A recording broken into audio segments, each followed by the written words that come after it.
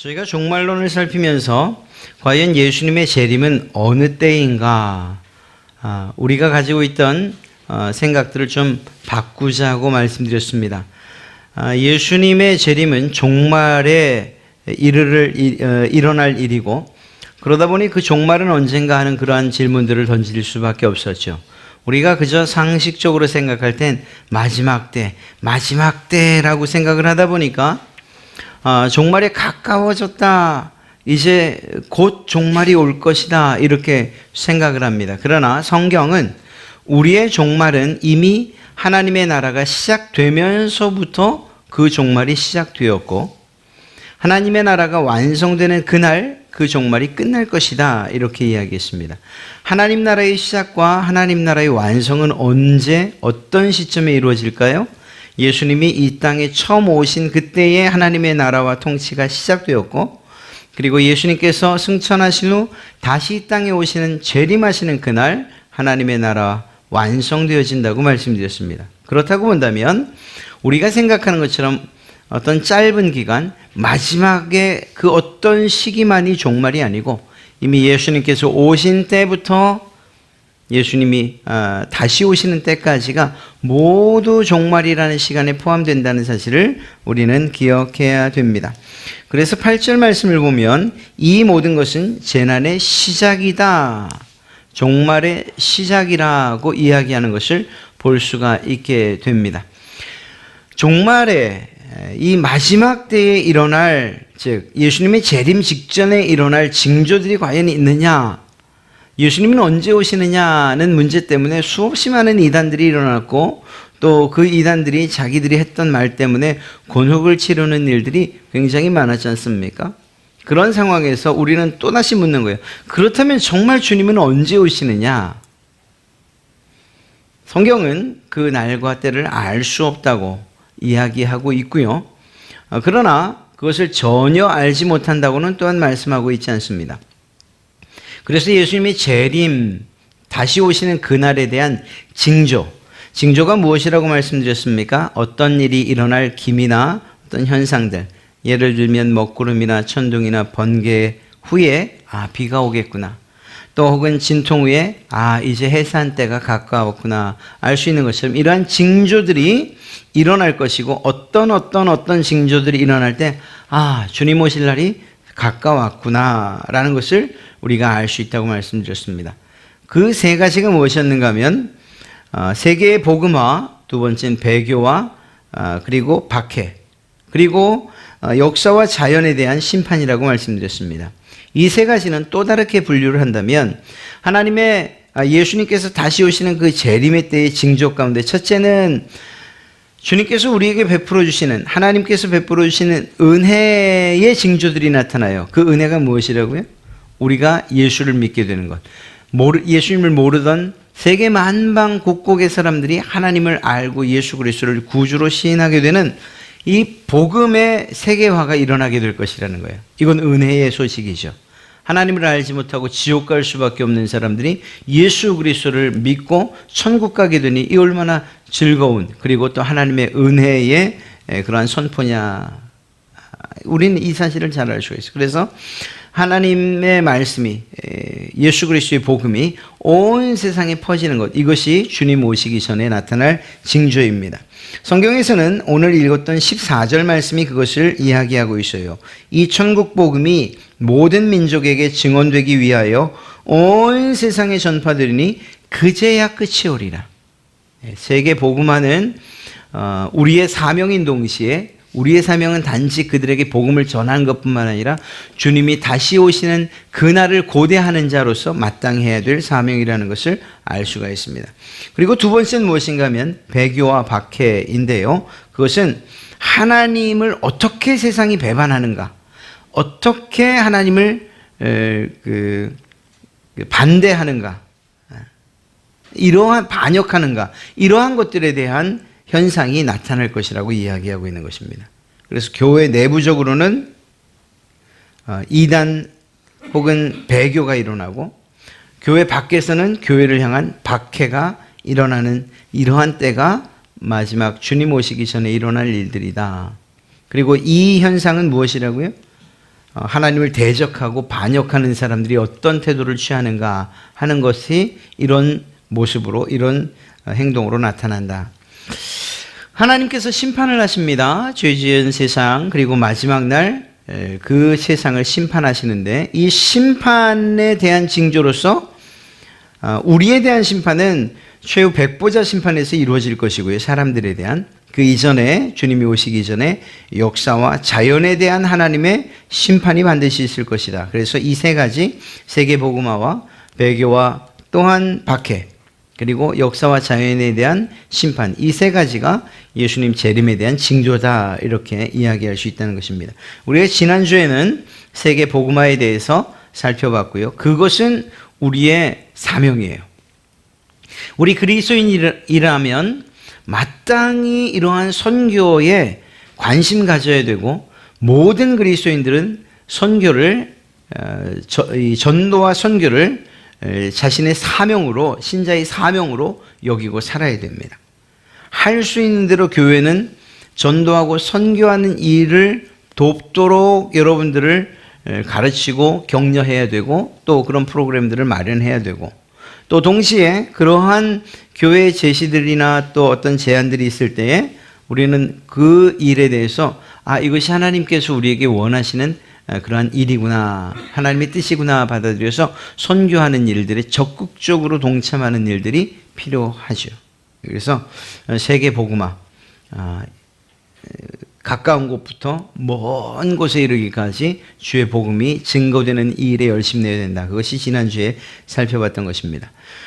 두 번째는요, 이제 오늘 살펴볼 내용인데, 하나님을 반역하는 무리들이 사탄과 마귀가 과연 이 마지막 때에 어떻게 활동할 것인가? 먼저 말씀드리자면, 사탄과 마귀가 우리를 미혹하고 유혹합니다. 그러나 이미 그들은 예수 그리스도에게 패한 자들이라고 말씀드렸죠. 그들은 결코 우리를 이길 수도 없고, 또 그리고 예수 그리스도를 이길 수는 더더욱이 없는 그러한 존재들이에요. 예수 그리스도께서 부활하시는 것을 통해서 이미 사단의 허리가 꺾여버렸기 때문에 그들은 이제 갈 길은 지옥 무적행밖에 없어요. 그러나 주님 오시는 그날까지 할 수 있으면 미혹할 자들은 미혹하고, 할 수 있으면 우는 사자들처럼 두루다니며 삼킬 자를 찾을 것이라고 이야기했지 않습니까? 이러한 일들이 이 마지막 때에 주님 오시기 전에 일어날 일들이라는 것입니다.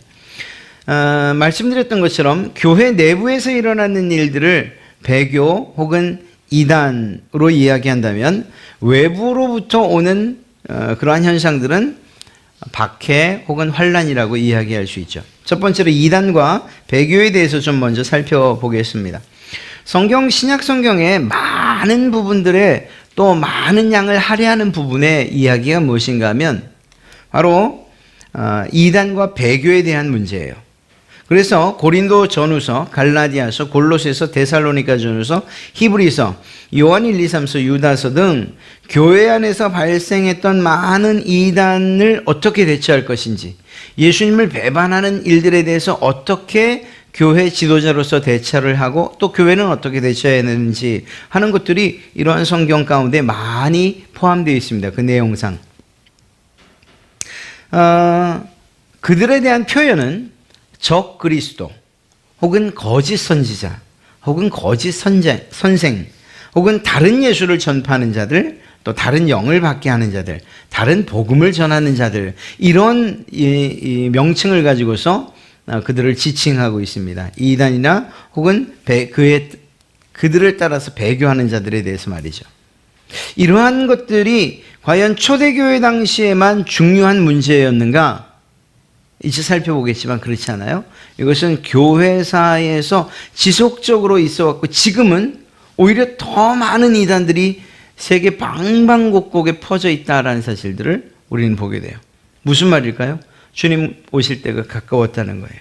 그만큼 교회에 정말 신실한 성도들을 미혹하고 어떻게든 복음으로부터 떨어져 나가고, 예수 그리스도 그분으로부터 정말 떨어져 나가고 하나님을 배반하게 만들려고 하는 일들이 이제는 점점점 더 많아질 것이라는 것입니다.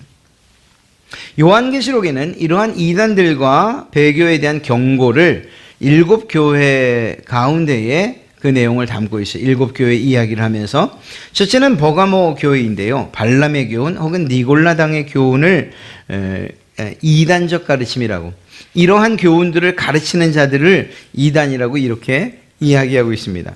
도대체 이 발람의 교훈 혹은 니골라당의 교훈이 무엇인가? 발람의 교훈은 이거예요. 우리가 구약 성경에서 잘 아시겠지만 발람은 선지자, 이스라엘의 선지자인데 그가 모압 왕 발락에게 매수를 당하게 됩니다. 그래서 그가 해야 될 일이 무엇이었는가 하면 이스라엘을 저주하는 일이었어요. 아니, 하나님의 선지자인데 이스라엘을 저주해야 되는 거예요. 이 가능한 일입니까? 해야 될 일입니까? 그런데 이 발람은 그 일을 해요. 왜? 돈 때문에 말입니다. 그런데 그게 자기 뜻대로 되지 않자 이 모압 왕 발락이 결국은 무슨 일을 하는가 하면 가나안 여인들을 이스라엘 남자들과 행음하게 만듭니다. 우상의 제물을 먹게 만듭니다. 결국 그래서 육체적으로도 범죄할 뿐만 아니라 영혼으로도 하나님 앞에 간음하는 그런 결과를 가져오게 됐어요. 그래서 그것 때문에 이스라엘이 심판을 당하게 되죠. 징계를 당하게 됩니다. 바로 이 사건을 이야기하는 거예요. 이것과 똑같은 일들이, 이러한 일들이 이 버가모 교회, 초대교회 안에도 있었다는 거예요. 우상의 제물을 먹게 하고 또 뿐만 아니라 이방 종교와 혼합되어서 실제적으로 몸으로 행음하는 것뿐만 아니라 더 중요한 영적으로 하나님을 배반하고 하나님, 정말 우리의 남편 된 예수 그리스도를 배반하고 영적인 간음을 하는 것처럼 이방신들을 따르는 일들이 실제로 일어나게 됐다는 거죠. 얼마나 안타까운 일인지 알 수 없어요. 이것에 대해서 버가모 교회는 큰 책망을 듣게 됩니다. 또 한 가지는 니골라당의 교훈인데요. 발람과 동일하게 우상의 제물을 먹고 행음하는 것까지는 같아요. 네. 그리고 하나님을 섬기면서 이방 풍습을 따른 것도 좋다라고 이렇게 가르친 것이 추가돼요. 그러니까 그 당시에 있던 헬레니즘의 그러한 영향을 받아서 세상의 사상과 사고를 교회 안에 혼합시킨 거예요. 이러한 일들이 실제로 있었습니다. 그리고 이 일들은 중세교회에도 그리고 지금 현대에도 여전히 문제로, 정말 자칫 잘못하면 이 니골라당이 들었던 그러한 책망을 들을 수 있는 그러한 교회들이 사실은 많을 수 있다는 사실이 안타까워요. 무슨 얘기인가 하면 중세교회 로마 가톨릭 같은 경우에 사실 그것이 313년 콘스탄티노플에 의해서 로마의 국교가 되면서 기독교가 이 기독교의 사제 역할을 할 사람들이 부족했습니다. 누구나 다 이제는 기독교가 국교화되면서 지도자들이 필요했고, 그런데 그 지도자들의 수요는 너무 적었고, 그러다 보니까 이방신들을 섬기던 이방 제사를 드리던 제사장들이 기독교의 사제로 들어오기를 원했어요. 그리고 매우 간단한 절차에 의해서 그들은 기독교 안에 지도자들로 들어오게 됩니다. 정말 안타까운 일이지만 말입니다. 그렇게 되면서 이방 태양신을 섬기던 그런 풍습, 이방인의 풍습들이, 이방 종교의 풍습들이 기독교 안으로 들어와요. 그리고 그러한 잔재들이 로마 가톨릭에 계속 남게 됩니다. 예를 들면 그런 거죠. 마리아나 천사를 숭배하는 것, 혹은 성자들을 숭배하는 것. 성당, 그 휘황찬란한 성당, 그 제단, 이 밑에는 성자들의 유골함들이 있어요. 이유가 뭘까요? 그들을 존중하고 그 존중을 넘어서 숭배하고 있기 때문이에요. 마리아를 왜 숭배할까요? 기도는 하나님께 드리지만 그 하나님께 드리는 기도가 더 잘 응답되기 위해서는 예수님의 어머니에게 요청해야 된다는 거예요. 가나의 혼인잔치를 예로 들면서 말입니다. 야, 물이 포도주가 되는 그 일이 결과적으로 누구에 의해서 일어났냐? 예수님이 그 일을 행했지만 예수님은 처음에는 안 한다고 하셨는데 그의 어머니가 마리아가 부탁을 하자 거절할 수 없어서 그렇게 그 일을 행하셨지 않냐? 그러니까 우리 세상에서도 뭐 이렇게 부탁하기 어려우면 그 어머니 이렇게 통해서 이렇게 이야기하는 것처럼 우리의 기도도 마리아를 통해서 기도되어진다면 더 응답이 잘 될 것이라는 이러한 미신적인 사상을 가지고서 결국은 이러한 마리아 숭배가 어떤 형상을 만들거나 혹은 그림을 만들거나 그림을 그린 그 앞에서 마리아에게 기도하는 것으로서 성경은 그렇게 말하고 있잖아요. 우리의 기도를 받으실 분은 오직 하나님이시고 그리고 그 하나님께 드려진 기도는 예수 그리스도의 이름으로 드려질 뿐이에요. 이러한 일들이 있게 되죠. 뿐만 아니라 각종 미신적인 행동들을 하게 됩니다. 눈에 보이는 어떤 영성 프로그램이라든가 감각적으로 느낄 수 있는 여러 가지 것들, 이러한 것들을 통해서 은혜를 하나님의 말씀 그리고 또 성찬 혹은 성례 혹은 기도가 아닌 다른 것들로부터 얻으려고 하는 거예요. 어떤 행사들이나 프로그램 등을 통해서. 이러한 일들이 19세기 이후에 자유주의 신학을 통해서 교회 안에 들어오게 됩니다. 그 당시에는 이제 이 사상적으로 계몽주의가 활발하게 그렇게 아주 크게 대두됐던 그러한 시기인데 이러한 계몽주의 영향으로 기독교에 대한 것을 신성시하는 것보다는 그저 어떤 한 종류의 문화적인 그러한 일들로 취급을 하기 시작합니다.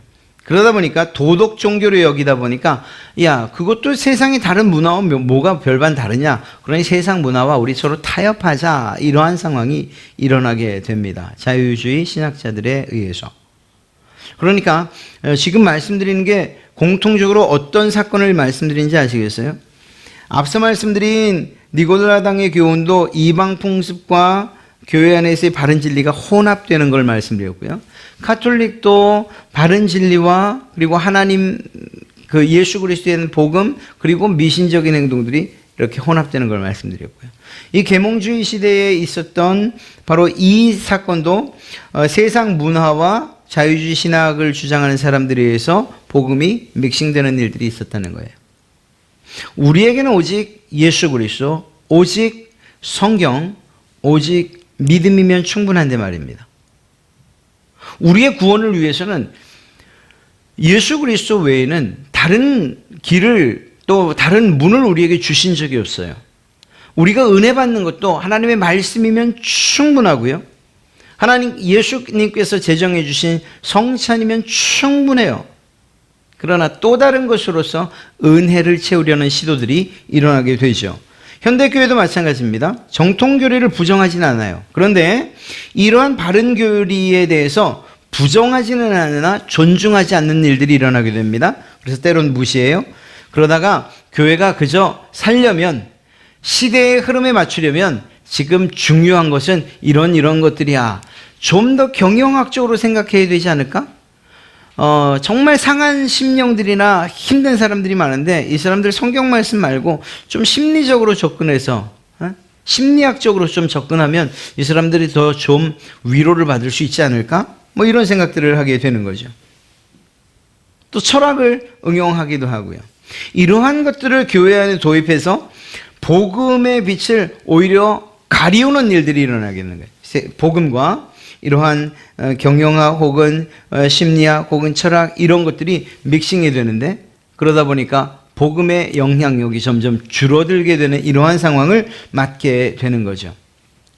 사실은 제가 금요 기도회 때 많은 찬양과 또 뜨거운 찬양을 하고 싶습니다. 그리고 또 그렇게 해가고 있고요.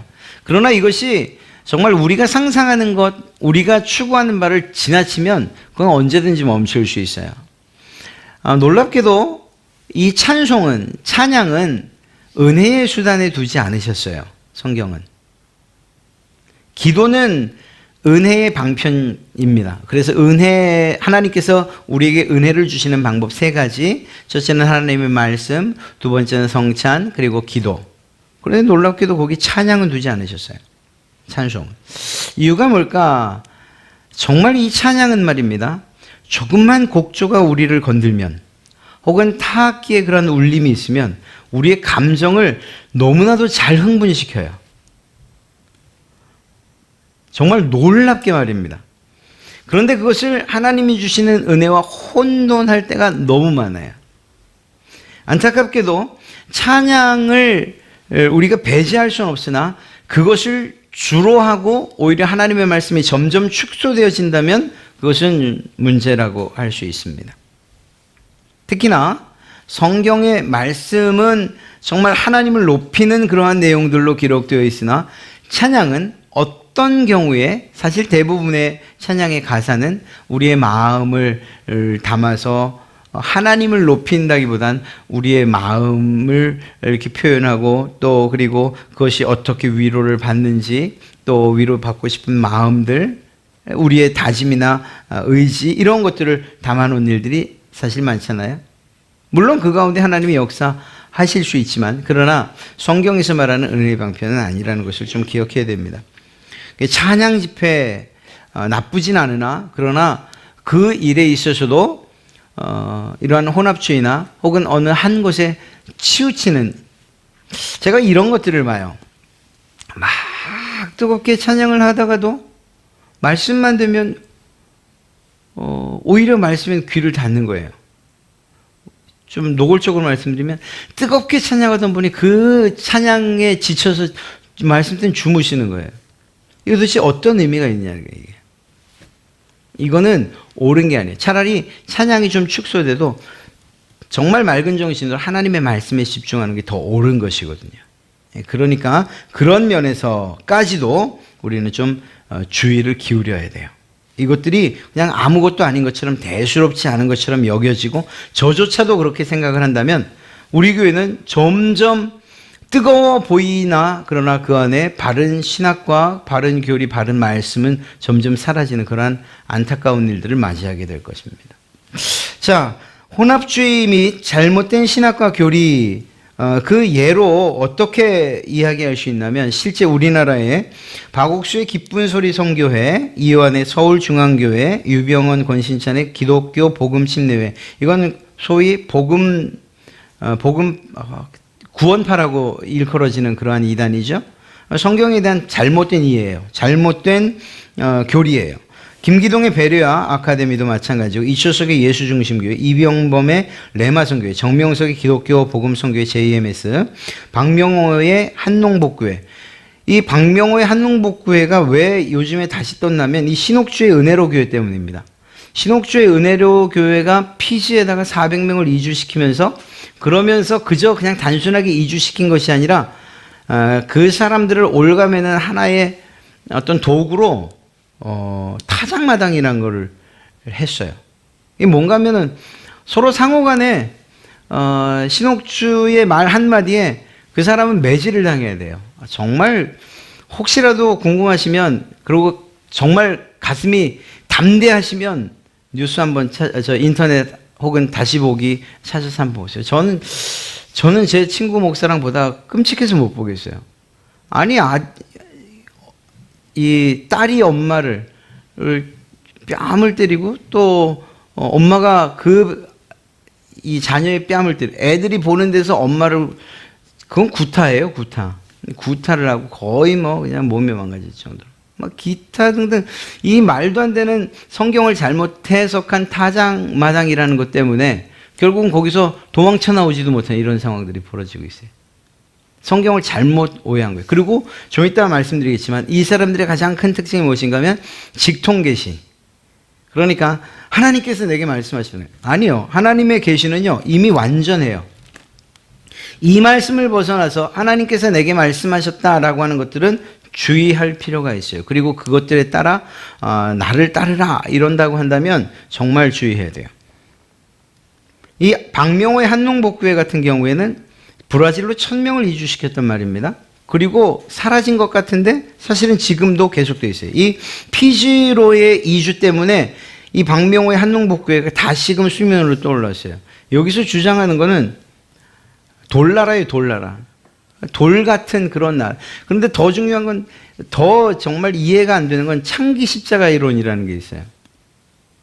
뭐 이게 어차피 저희가 성경을 공부하는 그러한 상황이니까 제가 좀 과한 이야기, 좀 듣기 거북한 이야기여도 좀 그냥 들으시기 바랍니다. 이 사람의 이론은 뭔가 하면 여자에 대한 그러한 성적인 욕구를 채워요. 정말 그 교인들에 대해서 뭐 구분하지 않아요. 그런데 교인들이 그것에 대해서 수긍을 한단 말입니다. 이유가 뭔가 하면 이 창기 십자가 이론 때문인 거예요. 여자에게 있는 근원적인 죄를 어떻게 해결할 것인가? 자기와 성관계를 통해서 해결할 수 있다. 그리고 그것이 왜 십자가냐? 그 죄의 몸된 여인에게 있는 그 죄를 그 성관계를 통해서 자기가 가지고 가기 때문에 예수님이 마치 우리의 죄를 짊어지고 가는 것처럼 자기는 창기 십자가를, 이런 말도 안 되는 소리를 한단 말입니다. 그런데 놀랍게도 거기 넘어가는 사람들이 얼마나 많으냐 하는 거예요. 굉장히 많아요. 상식적으로 이해가. 여러분, 기독교는 매우 상식적이고 그리고 매우 인격적인 그러한 종교라는 걸 잊지 마세요. 이 자녀에게 부모의 뺨을 때리게 하는 일들은 성경에 어디 봐도 없어요. 그러한 간음이나 혹은 그러한 그 비정상적인 성관계를 의로 이렇게 올바른 일로 둔갑시키는 일도 어디에도 없어요. 그러니까 성경을 바로 이해하고 정말 그 교리와 신학에 올바로 서 있는 일들이 참 중요하다는 거죠. 보가모 교회는 그러한 이단들이 있었고요. 두아디라 교회는 여기야말로 이제 앞서 잠깐 언급했던 그 직통 계시에 대한 문제를 다룹니다. 그래서 이세벨 이단을 용납했다 그러는데 그 특징이 무엇인가 하면 앞서 봤던 그러한 음행과 그리고 우상의 제물 먹게 하는 등등 다 동일한데 여기에서 특징은 무엇인가 하면 이세벨을 선지자로 이야기하고 있다는 거예요. 무슨 얘기인가? 니골라당의 경우 성경의 잘못된 해석, 잘못된 신학과 교리에 기인하였으나 이세벨의 경우 자기를 선지자라고 부른 거예요. 직통계시에 대한 믿음을 가지고 있었던 사람들이에요. 몬타누스파라고 해서 2세기부터 등장을 했는데요. 여자 예언자들의 예언을 근거로 해서 예수님의 재림이 이제 곧 이를 것이다. 물론 다 거짓말이 됐죠. 예수님이 오시질 않으셨으니까. 이런 일이 초대교회만 있었냐? 아니죠. 이런 직통계시를 주장하는 거짓 선지자들은 시대와 장소를 불문하고 지금도 있어요. 19세기 이후에 미국의 경우에 여호와의 증인이나 혹은 제7일 안식일, 예수 재림교, 몰몬교, 크리스찬 사이어스 등 여기 모든 단체들이 이러한 단체들이 직통계시를 통해서 만들어진 그러한 이단들이에요. 우리나라요? 우리나라는 어쩌면 정말 가히 세계적입니다. 자칭 하나님이라고 칭하는 사람이 몇 명 정도 될까요? 20명도 넘어요. 하나님이라고 하는. 자칭 예수 그리스도 재림주라고 하는 사람이 몇 명이나 될까요? 한국에 50명도 넘어요. 두루 그들의 이름을 부를 수는 없지만 그만큼이나 되는 사람들이 자기가 하나님이요 메시아 예수 그리스도라고 이야기를 한다니까요. 그런데 그 주장과 근거가 어디서 나오냐? 성경이면 얼마나 좋겠어요. 물론 성경을 잘못 해석한 것도 있는데 그들의 대부분은 직통계시에 기인해요. 하나님께서 이렇게 말씀하셨다. 이만희도 마찬가지고 또 이들의 제가 언젠간 한번 알려드릴 텐데 사실 유튜브에 너무 잘 나와 있는데 또 직접 찾아보기 힘드시니까 그 내용 그대로 해서라도 제가 한번 알려드릴게요. 한국에 2단 계보가 있어요. 그 큰 틀이 하나예요. 그리고 그 안에서 통일교부터 시작해서 영생교, 천부교, 그 다음에 그 아래에서 이만희까지 오게 되는 거예요. 그리고 또 다른 파로 구원파가 하나가 생겨 있고요. 그건 우리가 또 한번 살펴보도록 하죠. 이렇듯이 통일교의 문선명이나 박태선의 전도관, 영생교의 조희성, 하나님의 교회 안성홍 등 자기가 하나님이라는 거죠. 문선명은 예수 그리스도 그는 실패자다. 자기가 재림주다. 이렇게 했죠. 앞으로도 이러한 일들은 더 계속될 거예요. 문제는 무엇입니까? 그것들을 잘 구분하는 일들이 우리에게 필요한 것입니다. 정말 여러분 이해가 되지 않아요. 정말 여러분들이 바른 신앙을 가지고 있다면 그 이단에 빠지는 것들이 이해가 되지 않을 거예요. 아니 어떻게 저렇게 이단에 빠질 수가 있을까? 몸 버리고 재산 버리고 사회적으로 가지고 있던 지위와 모든 것 다 잊어버리고 그러면서도 저기서 빠져나오지도 헤어나지도 못할까 이런 생각 들죠. 그래서 미혹의 영이 있는 거예요. 그런 면에서 우리 안에 올바른 신학과 교리가 정말 잘 정립되어 있어요. 무엇을 근거로 한? 성경을 근거로 한. 이거 없으면은 그냥 부는 바람에 이리 휘둘리고 저리 휘둘리고 정신없이 휘둘리다 보면 나도 모르게 어느샌가 그곳에 가 있는 경우가 생길 수밖에 없는 거예요. 어떤 분이 요청을 해주셨어요. 우리 권사님 가운데 한 분이.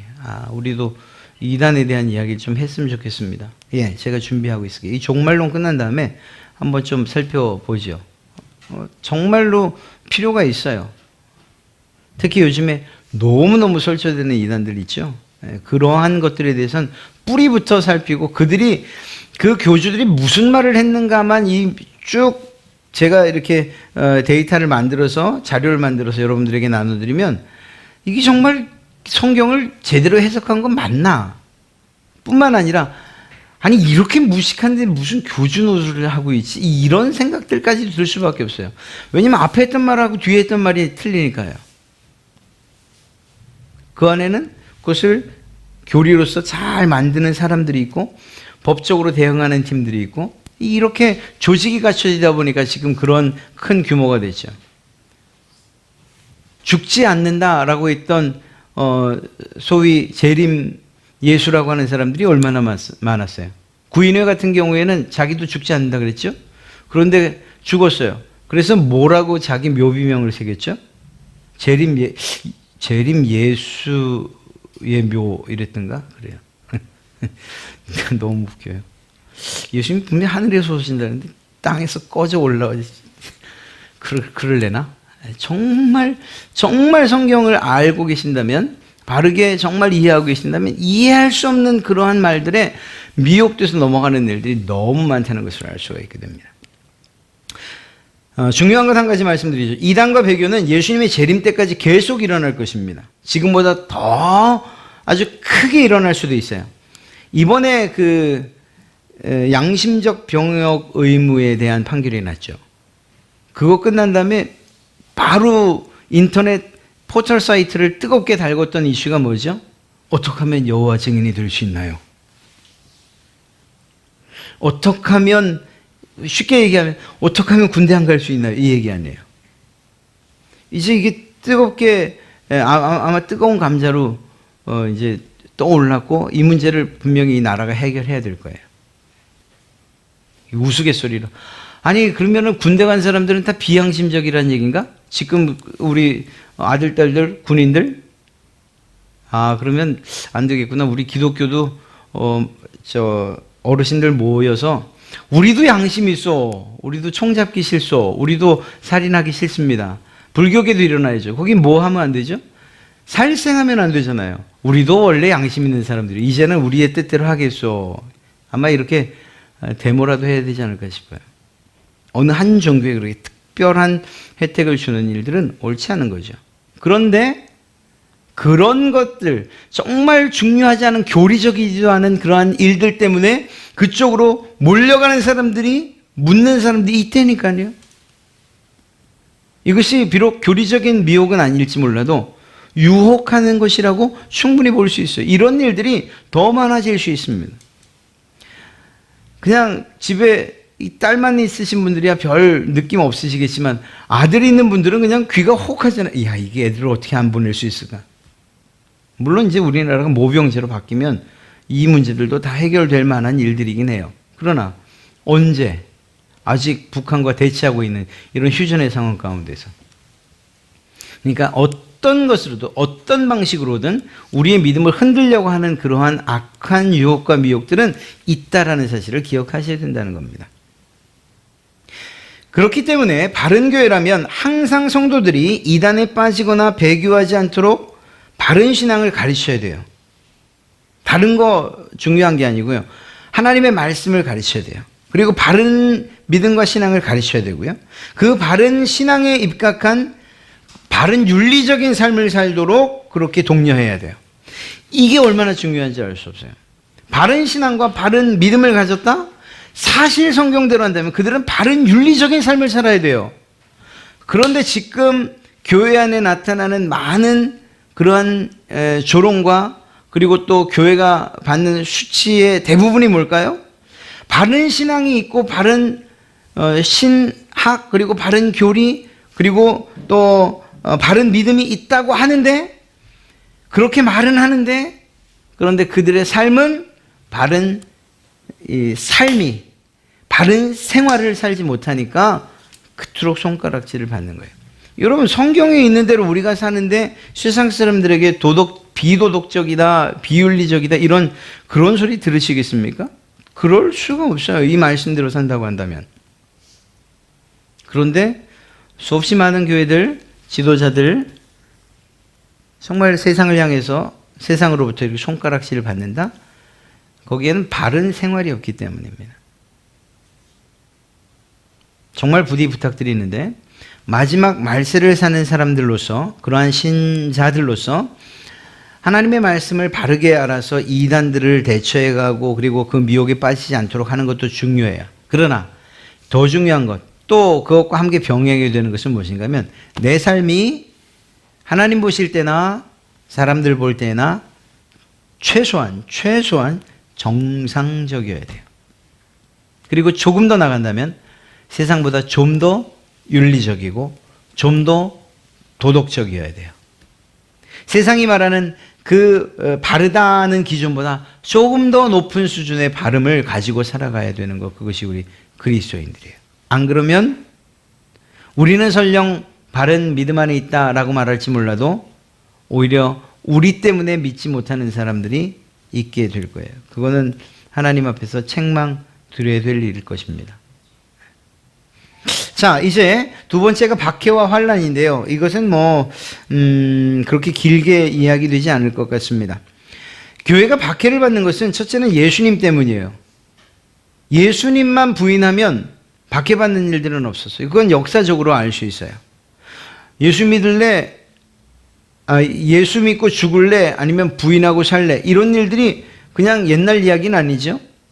초대교회 당시부터 우리나라 한국 기독교 역사에도 나타났던 사실들이에요.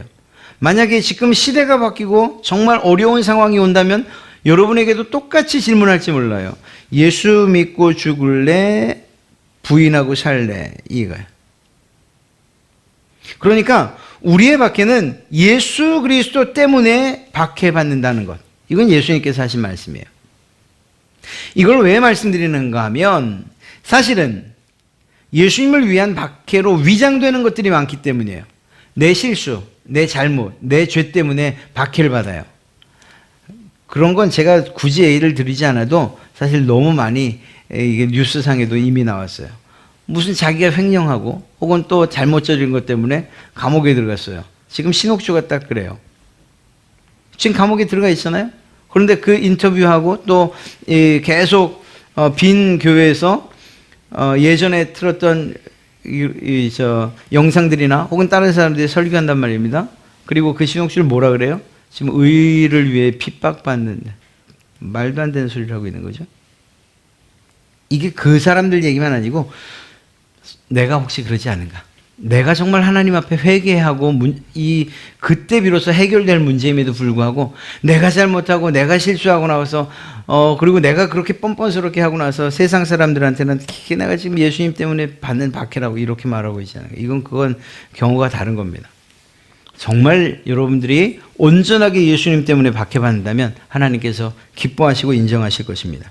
세상의 미련함이나 혹은 어리석음, 사상이나 정치적 신념 때문에 어떤 고난과 박해를 받으면서 나 예수님 때문이라고 이렇게 말하지 마시라는 거예요. 그 구분은 그 사람이 가장 잘 알아요. 만약에 우리가 정말 예수님을 믿다가 예수님을 믿는 것 때문에 예수님 때문에가 아니라 내 죄 때문에 만약에 내 잘못 때문에 어떤 어려움을 당하십니까? 그러면 예수님이 이름 팔지 마시고 그냥 바로 이 자리에 나오셔서 회개를 하세요. 그게 빠른 길이고 바른 길이에요. 예수님이 말씀하시는 이 박해는 의를 위한 박해는 정말 예수 그리스도 때문에 세상과 세상의 불의와 타협하지 않는 것 때문에 그리고 그 이유가 예수님 때문에 라고 한다면 하나님께서도 기뻐하실 일인 줄로 믿습니다. 예수님이 말씀하신 박해의 가장 중요한 건 바로 이거예요. 교회가 박해를 받는 것은 예수님 때문이다.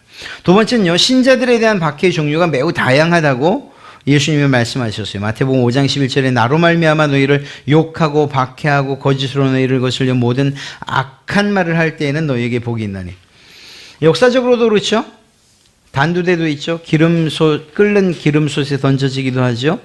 화형을 당하는 것도 있죠. 십자가에 매달리는 것도 있었죠. 동물들의 밥이 되기도 하죠. 우리나라에서는 그 넓은 바위에 그 사람 그냥 이렇게 패대기 쳐서 죽이는 일들도 있었죠. 목매는 일이 있었죠. 바다에 빠뜨리죠. 얼마나 많은 박해와 그리고 순교의 방법들이 있어요. 감옥에 가두는 건 뭐 예산 일이고요. 그냥 소극적으로는 그냥 조롱하고 왕따하고 하는 일들도 있을 수 있어요. 이러한 박해의 종류가 많아요. 그리고 그 어느 것 하나도 경하거나 중하지 않아요. 주님을 위해서 당하는 이러한 박해들은 주님께서 똑같이 그리고 또 동일하게 취급하시리라 믿습니다. 여러분들을 예수님 믿는 것 때문에 어떤 어려운 일 당하는 것 때문에 낙심하지 마시라는 거예요. 조롱당하거나 혹은 이 주의를 지키겠다고 하는 그 말 때문에 세상에서 혹은 친구들한테 이 왕따 당하고 또 이거 업수의 여김 당하고 하는 그런 것들 때문에 속상해하지 마십시오. 오히려 그것들 때문에 정말 주님을 신실하게 믿고자 당하는 그러한 어려움들이라면 하나님께서 그것에 대해서 반드시 보상할 것이기 때문입니다. 신자들은 박해를 받을 때 기뻐하고 즐거워해야 된다고 도저히 이해할 수 없는 말씀을 주님이 하셨어요. 야, 기뻐하고 즐거워해라. 이게 기뻐하고 즐거워하는 일입니까? 지금 당장 이러한 고난을 받는데, 그러나 주님께서 말씀하신 건 지금 당장의 그 고난이 결국 우리에게 줄 것들이 있기 때문이라고 말씀하신데, 그것이 무엇이냐? 예수님을 위해 박해를 받고 있다는 것, 그것 자체가 내가 참된 그리스도인이라는 것을 증명해내는 일인 거예요. 누군가 아까 말씀드렸던 것처럼 여러분을 향해서 총부리를 겨뤄대고 혹은 칼을 겨냥한 채 예수 믿고 죽을래, 믿지 않 부인하고 살래, 이때 우리의 안에 있는 그간에 비추지 못했던, 누구도 알아주지 않았던 그러한 믿음의 그 증명이, 그 증거가 어떻게 되는 겁니까? 죽음으로 증거되는 거죠. 그리고 그렇게 자신의 삶을 내놓으면서 증거했던 수없이 많은 우리의 믿음의 선배들, 그들이 흘렸던 피가 있어서 우리가 지금 이렇게 정말 자유롭게, 정말 편안하게 신앙하고 있는 거죠. 그러니까 예수님을 위해 박해받고 있다는 것, 그것은 그 사람이 진짜냐 가짜냐 하는 것을 구분하는 그런 기준이 된다는 거예요. 두 번째는요, 하늘에서 받을 상이 크기 때문이라는 것입니다. 이것은 정말 감사한 일이죠. 이 세상에서 우리가 받는 상이라고 한다면 그냥 우리가 생각하기에 가장 큰 상, 부자 되는 것, 성공하는 것, 건강한 것. 그러나 그것이 어느 만큼 유지됩니까? 겉해야 80년, 100년? 그러나 놀랍게도 하늘에서 주어지는 그 상은 영원토록 주어지는 상이라는 거예요. 그리고 주님께서 그것을 반드시 준다고 약속하셨지 않습니까? 그렇다고 한다면 우리가 지금 받는, 예수님 때문에 받는 박해와 고난, 환난, 이것들을 능히 이겨낼 힘이 우리에게 정말 우리가 그것들을 능히 이겨내고자 하는 그러한 결단이 있어야 된다는 것이죠. 그리고 주님께서 우리와 함께 하신다고 말씀하셨기 때문에. 자, 믿음의 선배들을 좀 살펴볼까요? 감옥에 갇혔던 베드로, 돌에 맞아 순교했던 스데반, 성경에 나타났던 사람이죠. 목 잘렸던, 참수를 당했던 야고보, 기타 등등 갖가지 고난과 박해를 받았던 바울. 바울의 고난은 이루 말할 수가 없죠. 매 맞는 것부터 조롱당하는 것, 돌에 맞고 또 부끄러움을 당하고 배에 파손될 뻔하고 결국은 단도에서 목이 잘려 죽는. 교회사 가운데서는 폴리갑이나 이그나티우스 등 수없이 많은 이름의 순교자들, 한국 교회사에도 많아요. 1907년 일제시대이죠.